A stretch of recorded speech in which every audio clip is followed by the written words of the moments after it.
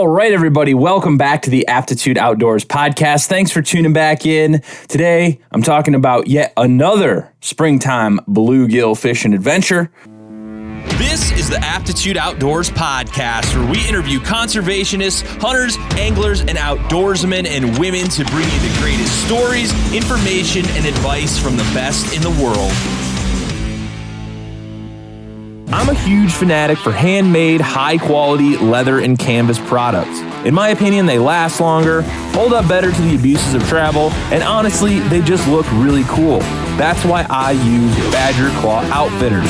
They've been making handcrafted products for hunting, camping, and travel since 2011, and that's right up my alley. Best part is they're made right here in the USA and are guaranteed for life. They've got everything from gun leather, belts, custom knife sheaths, wallets, duffel bags, leather and canvas pouches, everyday carry items, and more. Badger Claw Outfitters, made in the USA, built for the wild. I had so much fun, caught so many fish, that I wanted to go back out again and try a new spot. So I went out to Lake Losuan, which is a pretty well-known lake out here in Northwest Ohio, known for having big bluegill, and they have special regulations kind of to manage for bigger bluegill. So I went out with a buddy, and we did pretty good, I will say. It was definitely a little bit different fishing because the lake is very weedy, and it took a minute to figure out how to fish it. So, relatively decent sized lake. We went out in kayaks, and this is the first time I ever in my life have had an officer, wildlife officer, inspect and check my kayak. In Ohio, you need to have your kayak registered like a normal boat, which is weird. My buddy did not know that, so he had to do some remedying. Luckily, the officer was nice enough to let him still fish. So we're of the wise, be nice to the officers out there, the wildlife officers, because if you're mean to them, they're not going to let you fish after you just drove an hour. So keep that in mind. But register my kayak, or he checked my kayak out. I had all my paperwork with me. I had my registration, and he gave me a sticker to put on my kayak if I chose to, so that next time there was a wildlife officer, they would not have to check my boat again. So if you live in Ohio, keep that in mind. You have to have your registration with you, and you have to have your boat registered. Very strange, I know, but it is what it is. If you want to fish from a kayak, you got to do it. So we got that all taken care of. Oh, you also have to have a life jacket on board. So keep that in mind. You have to. Or they will not let you fish. So keep those things in mind. So we went out, launched mid-afternoon, which is not historically known to be the best time to catch fish. You're supposed to go out morning, night. We all know that. But we went out probably around 1 o'clock in the afternoon, 1:30, and we were catching fish. I mean, hand-sized bluegill, and the regulation there is 5 bluegill you're allowed to keep over 8 inches. The rest have to be under 8 inches. So that was weird keeping track of, have to measure every fish, keep track of how many you got in the cooler, and you're only allowed to keep 15, which for bluegill, the limit's usually around 20-something. So that was different, but we did catch quite a few. We didn't keep 20, probably kept around 12 to 13. And it was the first day was a great day of fishing. Came in, it rained on and off, assuming there was some sort of low pressure system going on that was keeping the fish feeding. And we really just wanted to see what the lake was all about. We were screwing around, caught plenty of fish, no complaints there. We basically covered 3/4 of the lake, fishing some deep holes. They're not quite spawning yet. It's still a little on the chillier side up here, maybe like the mid 60s to early or low 70s. So the water's not quite up there. Did see some beds up on the shore, but no massive fish in them. But if there were, people probably picked them off already. But plenty of opportunities to fish there, even from the bank. So it's a cool place to check out if you've never been there before. I'm not telling you how or where to fish. I'm just telling you it's a cool place to fish. But there are some holes in there. There are some breaks in the weeds, and there's a lot of shoreline to catch fish in. They were really deep. Like we had to we were just fishing with worms, bobbers, sinkers. I was fishing with a sinker.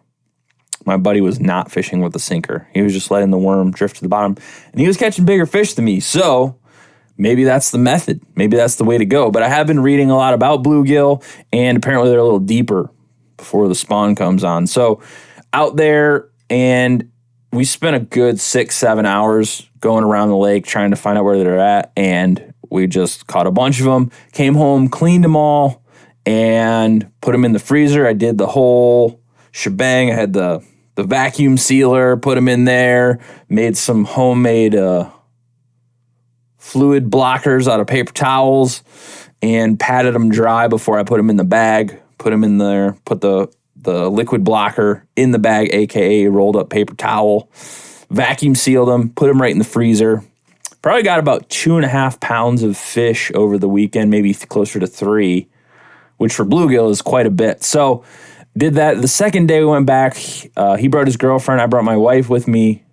We had a lot harder time finding them. They were even deeper than the day before, which was, when you go somewhere and you fish, and you go back the next day, you expect it to be the same, and it never is the same. And we were joking about how you tell somebody, oh, we killed it today, and then you go back the next day and you don't catch shit. That is usually how it goes. But we did end up catching quite a few fish, but it was just not the same conditions. It was not as easy to catch them, if you want to say quote unquote easy. And there were a lot more people out there. So we were fishing where we did the day before, not much success. We had to go out into even deeper water, started catching fish deeper.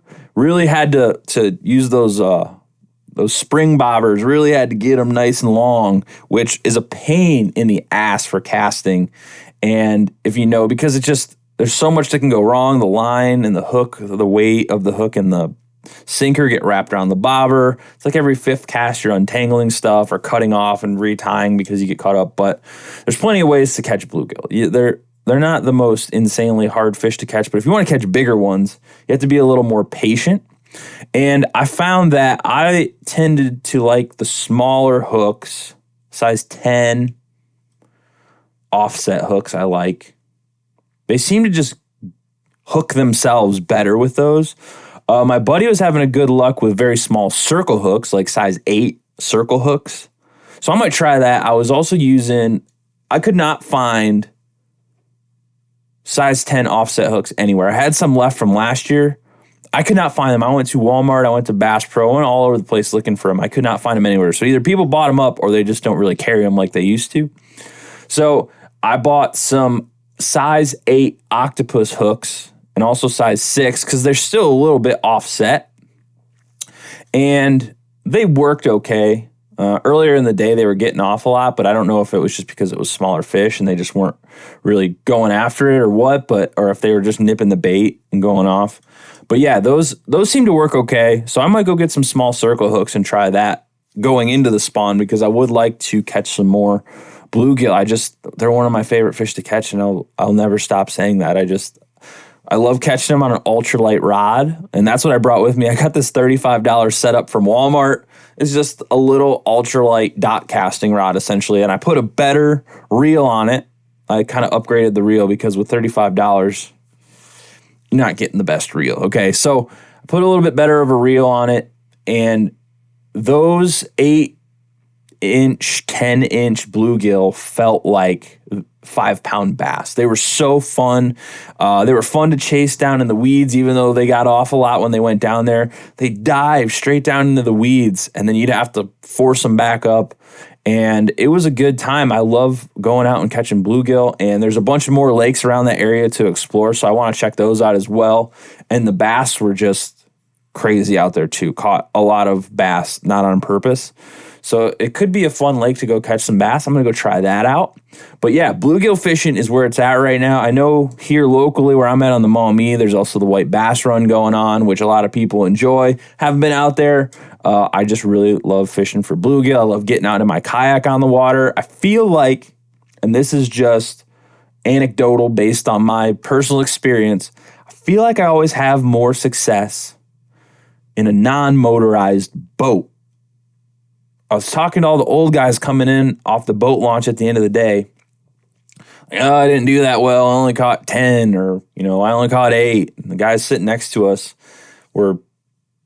I mean, we were catching like 3-to-1 fish they were catching. And I don't know if it's because the kayaks are quieter or even a rowboat. I had great luck in a rowboat a few weekends ago when I released last episode on Bluegill. And I was talking to some of the guys that were fishing up there, and they had a big, powered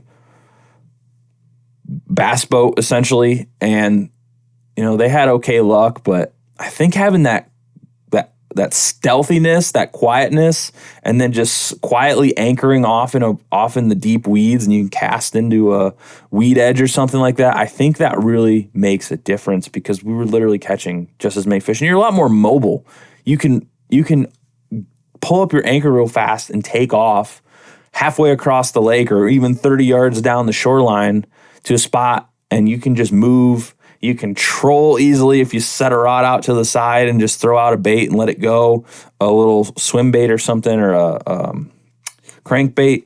There's so many options to do in a kayak. You're a little more limited on space, obviously, but I feel like the stealthiness is so much more worth it. And you can get into those little holes where you can't get into with a motored boat. And I just think that leads to a lot more success. And I've talked about it in the past. I'm sold on kayak fishing 100%. I actually want to get a specific kayak fishing kayak, because I'm fishing in a sit inside kayak. It's more so meant for long distance paddling or, moving quick through the water. There's just not that much space inside for me. So that's something I'm considering as well because I do a lot of fishing. So take it how you will. I would encourage you to go out and get after some bluegill, have yourself a nice fish fry. They're one of the most fun fish to catch. And if you don't care about how big they are, if you're not targeting bigger ones, take your kids out, take your family out. You can get, if you get into them, they're going to catch fish. And that's what's most important, getting people stoked about catching fish. So thanks for listening to this episode of the Aptitude Outdoors podcast. Hope you enjoy it. Hope you learn something. I'll be back soon with another episode. Hey, thanks for listening to the Aptitude Outdoors podcast. If you're getting anything out of this, if you're learning something, if it's helped you in any way, go down in the link below and buy me a coffee. Throw me $1, throw me $2. We greatly appreciate it. Just using it to keep this ship afloat. So thank you very much.